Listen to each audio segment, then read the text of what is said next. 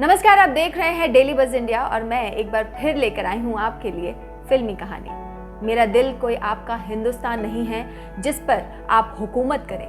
मुगले आजम का ये सिर्फ डायलॉग नहीं है, बल्कि वो याद है जिसे सुनते ही उस दमदार अभिनेता की छवि दिमाग में उभर जाती है।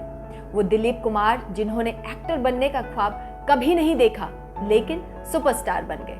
उन्होंने जीरो से शुरुआत की और अपने करियर के पीक पर ब्रेक भी लिया और उन्होंने 98 साल की उम्र में दुनिया को अलविदा कह दिया।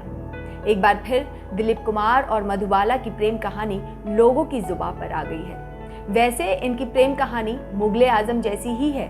फर्क इतना है कि मुगले आजम में इन दोनों के प्यार के खिलाफ अकबर था, तो वहीं असल जिंदगी में मधुबाला के पिता ही विलेन बन गए थे। हालांकि अब ना तो दिलीप साहब रहे और ना ही मधुबाला, लेकिन दोनों से जुड़े किस्से आज भी चर्चा में हैं। उन्हीं में से एक किस्सा है जब दिलीप साहब ने मधुबाला को थप्पड़ जड़ दिया था, वो भी इतनी तेज कि मधुबाला को होश में आने में कई घंटे लग गए थे। बात उन दिनों की है जब दोनों के रिश्ते में तनाव चल रहा था। हालांकि दोनों एक दूसरे को बेपनाह प्यार करते थे, लेकिन मधुबाला के पिता दिलीप कुमार को पसंद नहीं करते थे।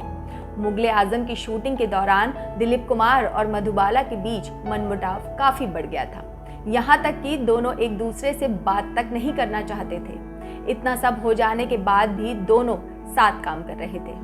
फिल्म के एक सीन में सलीम को अनारकली को थप्पड़ मारना था। शूटिंग के दौरान दिलीप कुमार ने मधुबाला को इतनी जोर से थप्पड़ मारा कि मधुबाला बहुत देर तक तो अपने होश में ही नहीं आ पाई। वहीं सेट पर मौजूद लोग ये देखकर एकदम चौंक गए। किसी को भी कुछ समझ नहीं आया कि ये हो क्या रहा है। दिलीप कुमार ने अपनी बायोग्राफी में अपने और मधुबाला के रिश्ते का जिक्र भी किया है। उन्होंने कहा, हम फिल्म मुगले आजम के लिए पर्दे पर अमर प्रेम निभा रहे थे, एक रोमांटिक सीन निभा रहे थे और हमारे रिश्ते का खात्मा हो गया था। फिल्म आधी ही बन पाई थी और हालात ऐसे थे कि हम आपस में बात तक नहीं करते थे। मुगले आजम का एक रोमांटिक सीन, जिसे आज भी सबसे ज्यादा रोमांटिक सीन्स में एक गिना जाता है, जब अनारकली सलीम की गोद में सिर रखकर लेटी है। बैकग्राउंड में उस्ताद तानसेन का आलाप चल रहा है और सलीम अनारकली के चेहरे पर एक पंख घुमा रहे हैं। लेकिन असल जिंदगी में हम उस वक्त बात तो छोड़िए, रस्मी दुआ सलाम भी नहीं करते थे। मधुबाला और दिलीप कुमार की प्रेम कहानी 1951 में आई फिल्म तराना के सेट पर शुरू हुई थी। दोनों की नजरें मिली और पहली नजर में ही दोनों को प्यार हो गया। मधुबाला ने दिलीप कुमार के मेकअप रूम में एक पर्ची और गुलाब भेजी। इस पर्ची पर लिखा था, अगर आपको मुझसे मोहब्बत हो तो इस गुलाब को कबूल करें। दिलीप कुमार के चेहरे पर मुस्कान आ गई। मधुबाला के इश्क को रजामंदी दे दी। बाद में दिलीप कुमार भी मधुबाला के लिए इतने दीवाने हो गए कि वो अपनी फिल्मों की शूटिंग छोड़कर वहां पहुंच जाते थे जहां मधुबाला अपनी फिल्मों की शूटिंग कर रही होती थी। लेकिन हर प्रेम कहानी में एक विलन भी होता है। दिलीप कुमार और मधुबाला की प्रेम कहानी में भी एक विलन की एंट्री हुई। मधुबाला के पिता अपनी बेटी पर कड़ी नजर रखते थे। उनकी इस दखलंदाजी से फिल्म प्रोड्यूसर तक परेशान थे। बात उस समय बिगड़ी जब बी.आर. चोपड़ा मधुबाला और दिलीप कुमार को साथ लेकर नया दौर की शूटिंग कर रहे थे। बी.आर. चोपड़ा दिलीप साहब और मधुबाला के साथ आउटडोर शूटिंग करना चाहते थे, लेकिन मधुबाला के पिता इसके लिए राजी नहीं हुए। तब बी.आर. चोपड़ा ने मधुबाला की जगह वैजंती माला को साइन कर लिया। चोपड़ा ने मधुबाला की कट लगी तस्वीर अखबार में छपवा दी।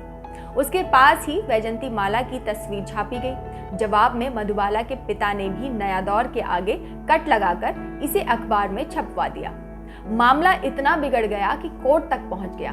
बाद में सुनवाई के दौरान दिलीप कुमार ने कोर्ट में कह दिया कि हाँ, मैं मधुबाला से मोहब्बत करता हूं और करता रहूंगा।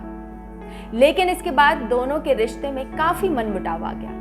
एक दिन ऐसा आया कि इस प्रेम कहानी का अंत हो गया। दिलीप कुमार और मधुबाला ने मुगले आजम की शूटिंग साथ जरूर की, लेकिन एक दूसरे से बातचीत पूरी तरह से बंद कर दी थी।